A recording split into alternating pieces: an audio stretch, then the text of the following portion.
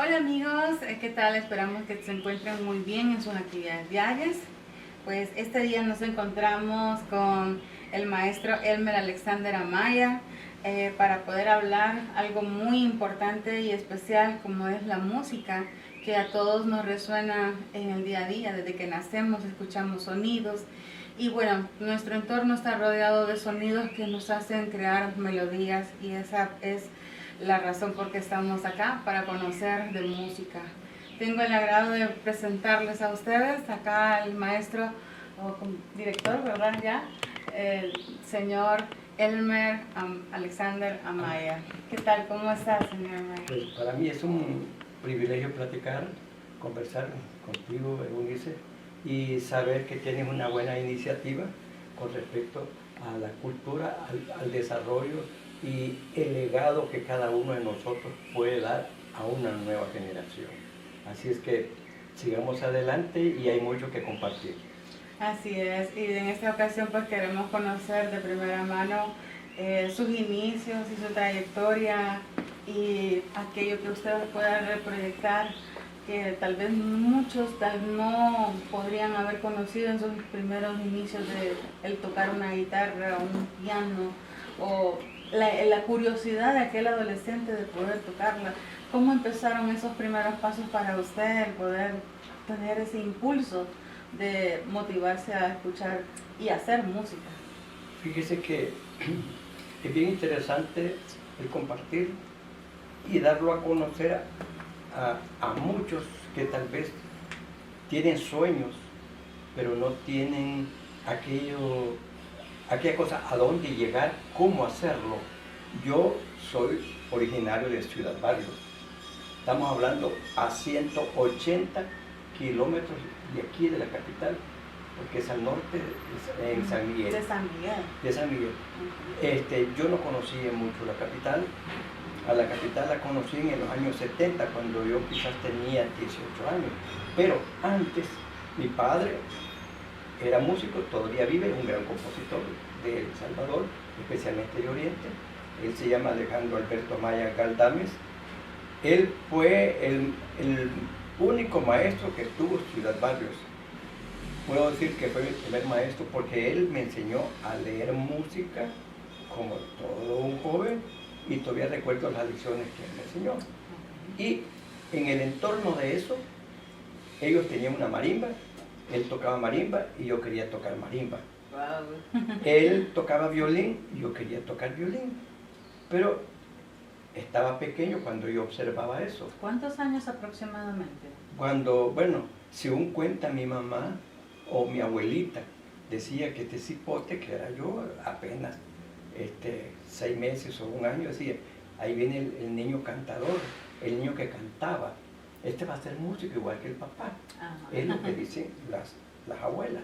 Sí. Entonces, pero yo crecí en ese ambiente, pero también en un ambiente humilde, sencillo y de bajos recursos. Pero sin embargo, eso no impide el sueño de un niño para llegar a ser grande. Bueno, crecí, formé parte de una banda de jóvenes que se llama banda de músicos, que se llamaba en aquel entonces Los Rompecorazones. Yo tocando guitarra, porque empecé a tocar guitarra a la edad de 7 años. Y ahí fui creciendo. Cuando ya mi juventud la hice desde el punto de vista, repito, con cierta humildad y sencillez y sin ambiciones. Sí. Porque nosotros no somos, digamos, no tenemos el poder adquisitivo económico, solamente la voluntad de seguir. Y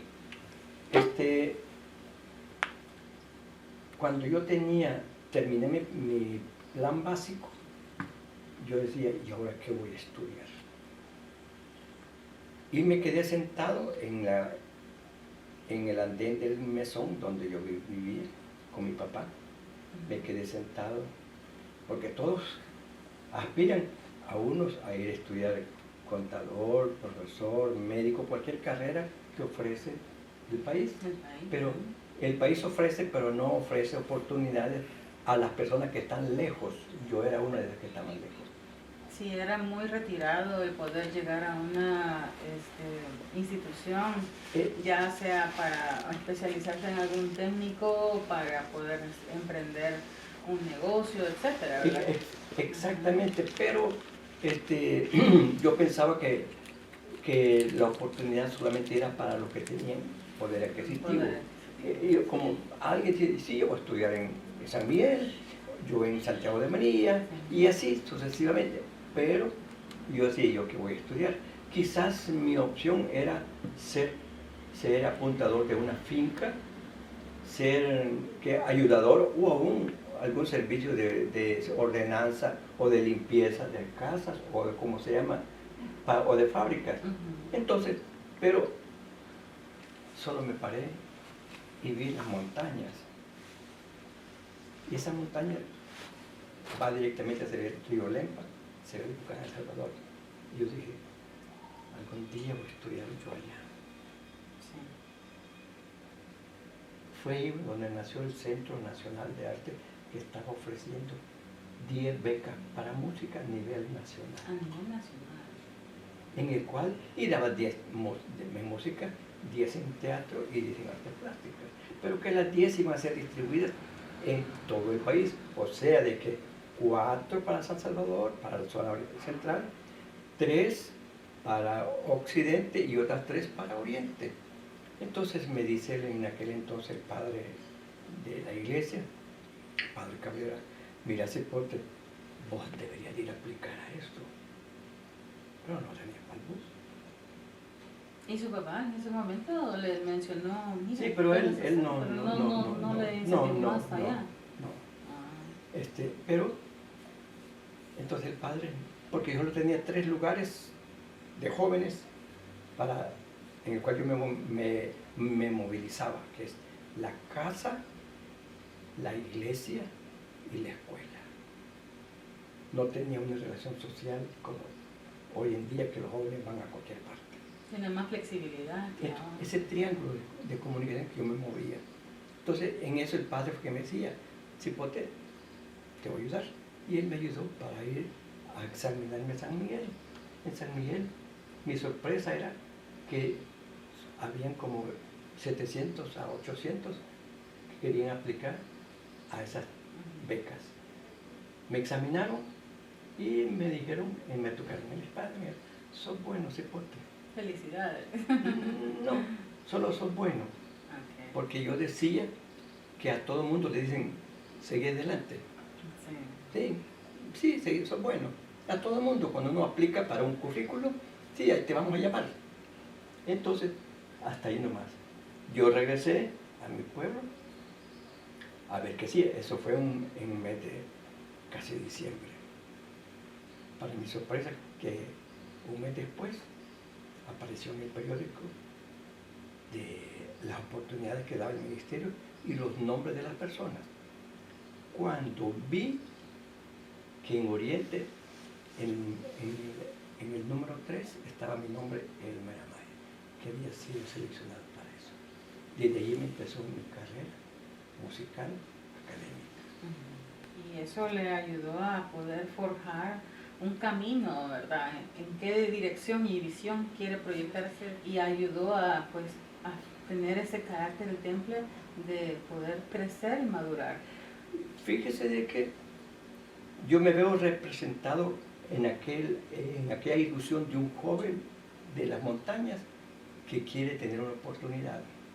Hoy en día yo me veo que los jóvenes que están allá también necesitan una esperanza. Y cuando yo hago una visita, me veo reflejado como yo era antes, hace 40 o 45 años. Y ahí es donde yo trato de apoyarlo. Puede hacerlo.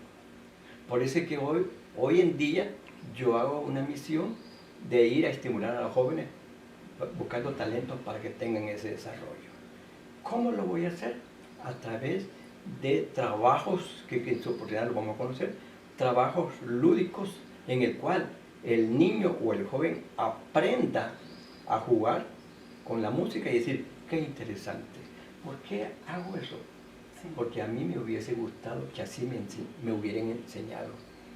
Entonces, este mensaje va para los maestros, para los líderes.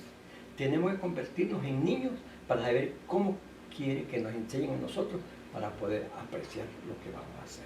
Es decir, que hasta el momento la pedagogía ha venido en avance. Usted ha dicho la verdad. Ha venido en avance. Y cada vez yo me activo en hacer juegos, en hacer actividades en el cual diga, esto le va a gustar a una niña, a un niño, y yo lo veo a través de los colores y del sonido para poderlos imitar.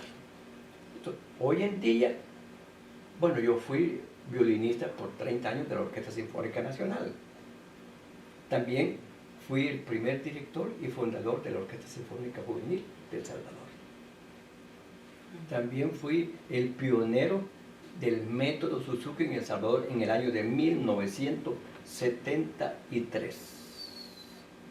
¿Por qué? Porque ahí me inicié yo como maestro joven enseñándole a los niños. Y hoy en día, cuando veo a un adulto, lo veo como niño para poderle enseñar. ¿Ese método era impuesto por el gobierno? Fíjese que no fue impuesto. Es un método que trajeron los americanos, que es japonés, para trabajar a los maestros de las escuelas cómo enseñar a leer música. Entonces, pero se amparaba al nuevo sistema que estaba de moda del método Suzuki. Lamentablemente no había instrumentos pequeños, todos los instrumentos eran grandes. Entonces, pero se hicieron un donativo de unos instrumentos pequeñitos y había que buscar a quién había que enseñarle.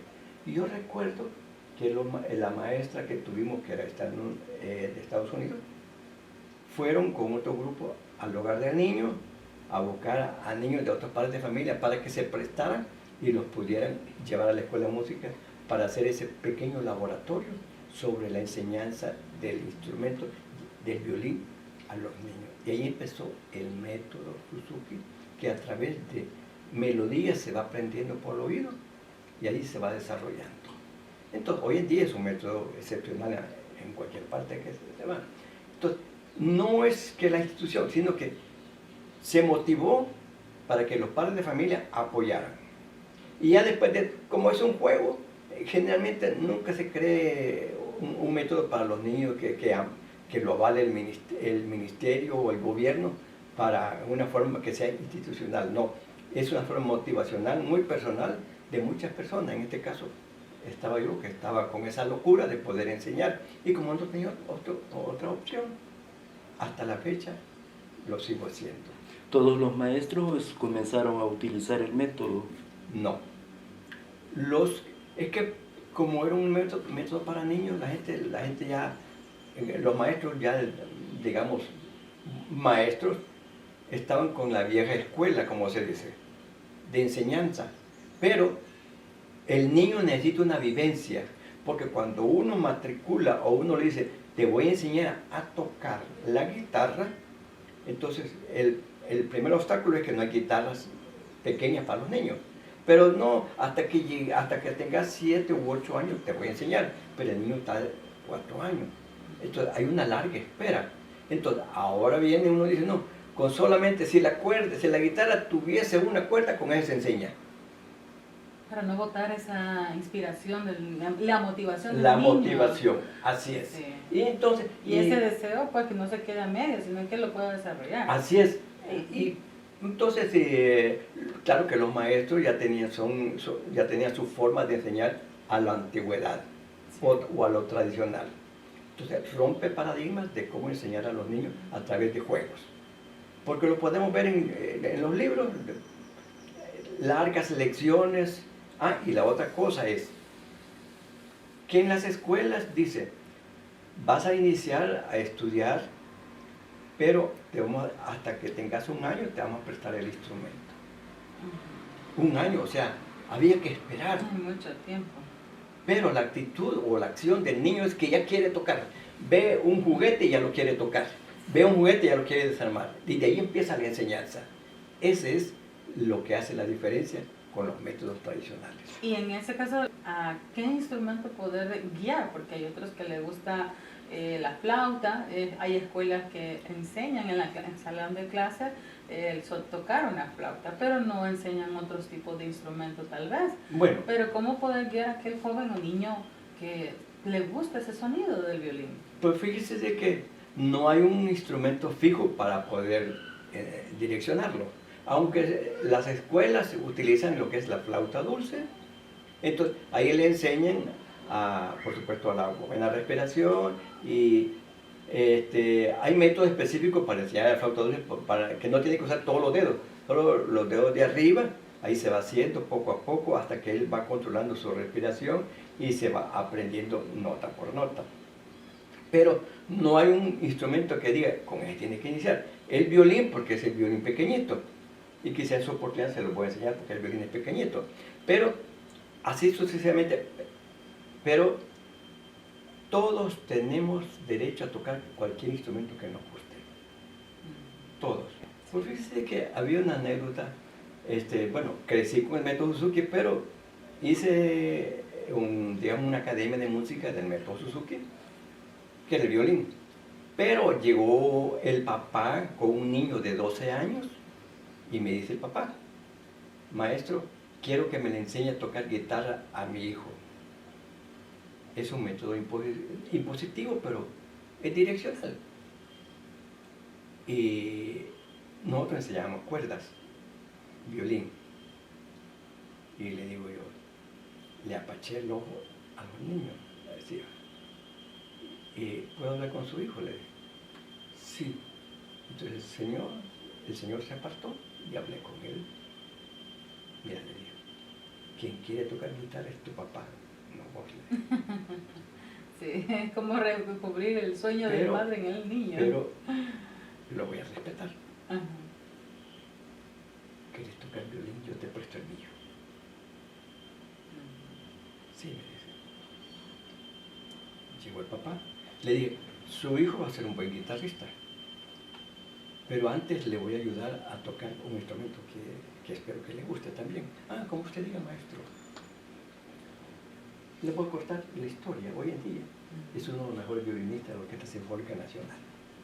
Wow. Y él, cuando lo veo, él dice, gracias al maestro Mario. Y yo digo, por guitarra, dice, pero yo soy un violinista y toca otro instrumento. Hay un principio que se dice, ¿qué impide hacerlo si yo te doy la herramienta? ¿Querés limones? Bueno, no tengo palo de limón, te voy a dar la semilla de limón para que lo sirve. Entonces, te doy eso. Pero además de eso, te voy a dar una cubeta de agua para que lo regues. Además de eso, te voy a dar unas herramientas para cuando sea grande vas a cortar los limones. Entonces, lo que quiero decirles es que hay que facilitar las herramientas para que tenga un buen desarrollo. Usted, después de esa travesía que dice, salió de un lugar con una beca. Ahí es donde usted se gradúa, en bachiller en artes. Me gradué en bachiller en artes. Yo fui de la primera promoción del Centro Nacional de Artes. ¿La primera? Sí. Antes no existía. No existía. ¿Y eso qué año era? Fuimos como un laboratorio de parte de los gringos, porque todos los maestros eran americanos, venían de la Juilliard, de la Universidad de Aspen, entre otros. Entonces nosotros fuimos el laboratorio, que fue muy bueno. Y me gradué con honores. Después estudié en la Escuela Superior de Música 2 años más, ahí. Después, imagínense. ¿Había escuela superior acá? Sí, pero con el mismo sistema de motivación. Desapareció.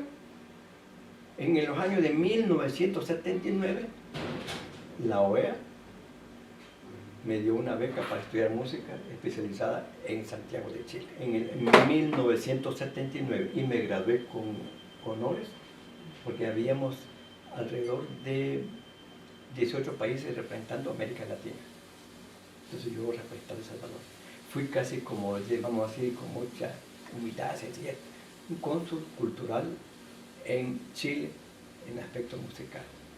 Ese fue un lapso grande. Un año completo. Y ahí me gradué, y ahí me titulé. Y ahora quiero decirle que también soy y fui asesor del Foro Latinoamericano de Educación Musical, donde reúne a los maestros de música de El Salvador. Eso fue en el año 2004. Y hicimos un seminario en el cual tengo muchos amigos de América Latina que quieren ayudar a El Salvador para la buena formación de los maestros en música, en la parte pedagógica, en las escuelas culturales. Entonces tengo esa conexión, tengo esa relación. Por eso es que me motiva cada vez en hacer algo para que también invitar a otros a que sigan adelante. Esa primera promoción de bachilleres, ¿qué año fue? Fue en el año 1972, 70, 71, 72, ahí terminó. De ahí 3 y 4 fueron de Escuela Superior de Música, fueron casi, llamemos 5 años en el cual es la formación. Ahora, de esa primera promoción, quizás sabemos pocos que estamos vivos en El Salvador. ¿A quiénes recuerda usted? Bueno, con mucho recuerdo a la baterista de Conco, César de Conco. Estaba también otros, Beethoven Escobar, que ahora es gran trombonista y es el decano de una universidad de Estados Unidos. El maestro Israel Girón, que radica en Venezuela. Ellos emigraron. ¿Por qué emigraron muchos? Por las fuentes de trabajo. Buscan otros horizontes para seguirse capacitando. Aparte de especializarse, tener una mejor oportunidad. Exacto, pero son pocos. Y ese es el mensaje que yo doy a las nuevas autoridades, aunque no me lo han preguntado. Sí, porque ahora, hoy se está dando más movimiento, porque ahora ha cambiado un poco el se ha enfoque, masificado, ¿verdad?, la música en grande. Sí. Solamente hay que pensar a dónde van a volar estos jóvenes talentos que van a crecer. Porque si aquí no se prestan oportunidades para un buen trabajo, para que se les pague bien, ellos van a emigrar y ya después ya no van a regresar, porque ¿para qué voy a regresar a Salvador si ahí vivo no va a haber bien? quien retransmita esto a las nuevas generaciones que vienen. Ahora, yo aplaudo a las actividades que están haciendo, pero ¿Cómo pasa de lo profesional ahora en la familia? Porque me llamó mucho la atención. Wow, una familia de músicos, todos. Fíjese de que como el padre tiene que hacer lo que le guste y tiene que hacerlo en el pleno de su casa para que los hijos se sientan qué es lo que hace mi padre o qué es lo que hace mi madre. Porque esa es la primera opción que ellos tienen de la sensibilidad para decir, que mi mamá es una buena cocinera. ¿Por qué? Porque yo estoy en la cocina como hace mi mamá, o cualquier oficio o profesión.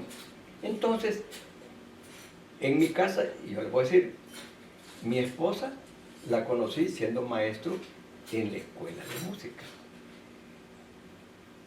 Ella fue una alumna. Ella fue mi primera amiga. La conocí. Entonces, y conocí al papá de ella. Entonces, sí, me invitaron que fuera a su iglesia, donde ellos se congregan, a la iglesia bautista. Y como yo lo que yo sabía hacer era tocar, entonces él me invitó a tocar en la iglesia. Entonces, y también se rompe el mito que a veces en las iglesias se dice solamente el que es miembro puede tocar, pero en el arte no hay título, sino que la disposición. Gracias a eso, yo toqué en la iglesia, él me acompañó, que por cierto guardo la grabación de él, de una melodía que me enseñó. Y claro, y si yo lo hacía que tocar, era porque yo quería agradar a mi amiga, que hoy es mi esposa, que yo estaba con ella. A los 6 años nos casamos. Producto de eso, a los 2 años después, nace nuestra primera hija, y que como yo era violinista, yo le enseñé a tocar violín. Se pasó la generación en generación Tengo nueva. 4 hijos. 4. La primera violinista y ahora es una profesional en otras carreras. Después nació otro mi hijo, él es chelista, guitarrista, tiene otra profesión en la carrera. De ahí otro hijo, un gran flautista, tiene otra profesión, etc. Y por último, mi hija toca cello, está estudiando en la Universidad de Diseño Gráfico, muy buena. Y entonces ¿qué más pedir si el ambiente de la casa es música? Y como todos decimos, yo en mi casa serviremos al Señor, ya sea en nuestra profesión o en nuestro oficio, porque uno tiene que dar ese oficio en la comunidad. Sí, se respira un mejor ambiente en Aún, todo. sí, por los valores. Exacto. Y esos valores se van gestando en la familia. Toda la gente que viene aquí, los amigos aquí, esto siente como que fuera su casa, ya sea músico o no músico. El que no es músico, lo hacemos músico. Sí, ese músico. Sí, y aún incluso hemos escuchado experiencias de otros jóvenes que pudimos anteriormente conocer a través de la Orquesta Sinfónica, que nos relata que no vienen de padres músicos y se han convertido en excelentes violinistas. La música es como un accesorio que podemos todos tener, todos llevar. Se necesita una vocación expresa para buscarla como profesión. Fíjese que las dos cosas son muy buenas. La que se trae y la que se observa, que no se trae, pero sin embargo me gustó. Entonces eso hace que la gente le guste. Mire, yo no sabía que existía el timbal, pero me lo mostraron. Yo soy un buen timbalista es el timbal, el instrumento. Puede ser otro instrumento, pero uno es capaz de cualquier instrumento, siempre y cuando se le dé la oportunidad. Y voy a hacer énfasis en algo. Históricamente, la Orquesta Sinfónica Nacional, que venía de la Orquesta de los Supremos Poderes, la música era impositiva. ¿Cómo así? Porque la Fuerza Armada tenía muchos instrumentos. Viene el padre y decía, mira, le decía al director de la escuela o de la banda, enséñamele a tocar este instrumento. Entonces viene él decía, nosotros nos queda un corno, así que vas a tocar corno. Esa es una imposición y fue un buen cornista. Y tal vez no traía para eso. El otro es que observa al papá tocando clarinete y dice, yo voy a ser clarinetista, porque se va gestando ahí. Sí. Ahora yo, como usted me dijo de las anécdotas, ahora le voy a dar una anécdota 50 años después.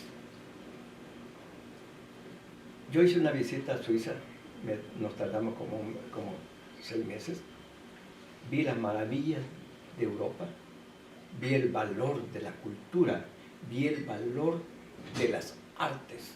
Y yo dije, El Salvador no puede ser la excepción. Alguien debe de continuar o hacer algo. Pero... de llevar esa semilla y hacer que se florezca. Claro.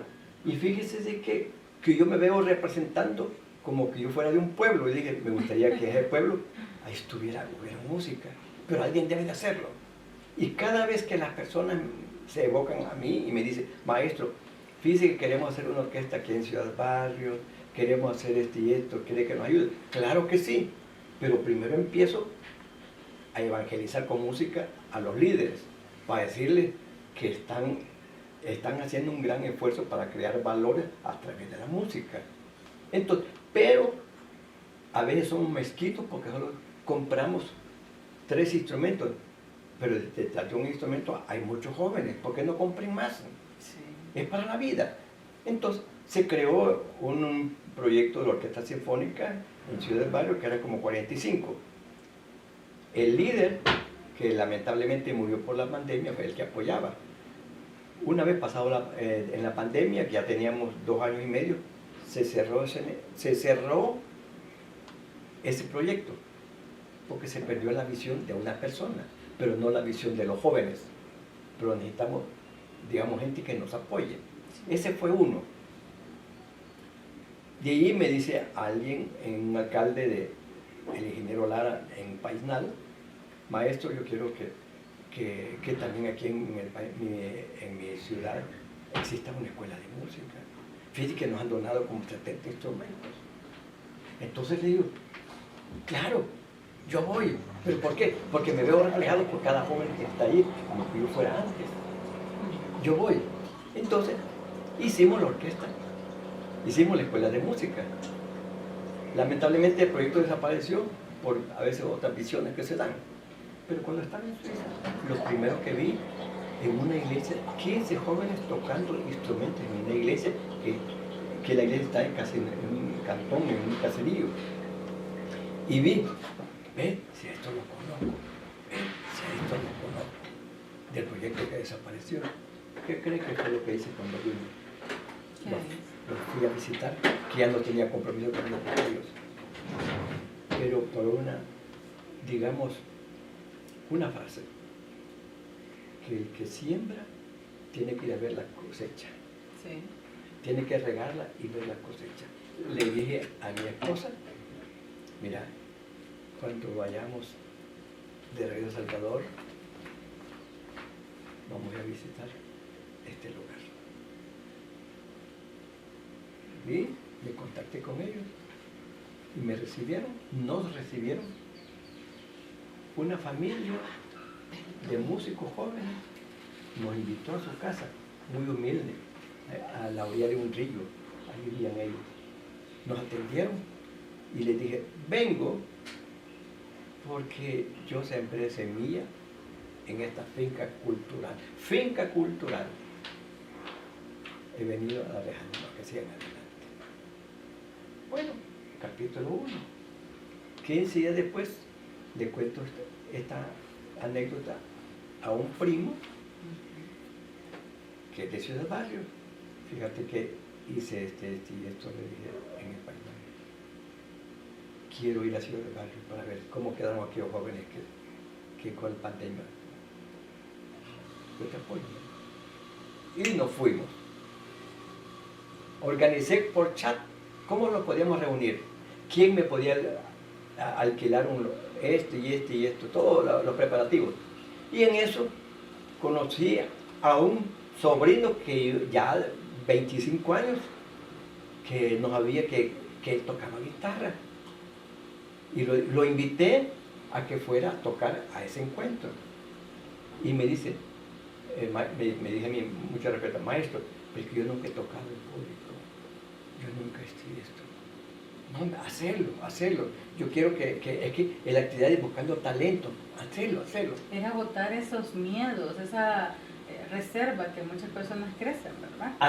Existe eso. Y desconocimiento del entorno, de la familia, de la comunidad, que ahí hay un talento.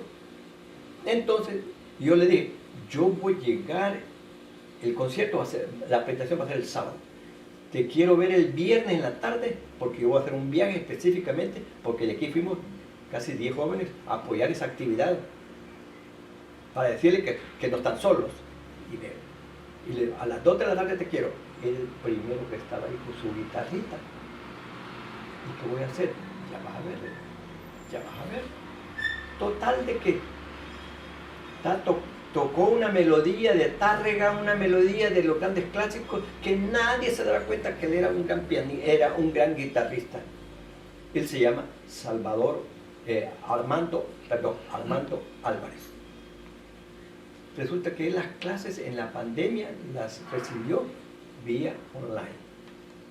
¿Y las pudo desarrollar? La desarrolló muy bien. Wow.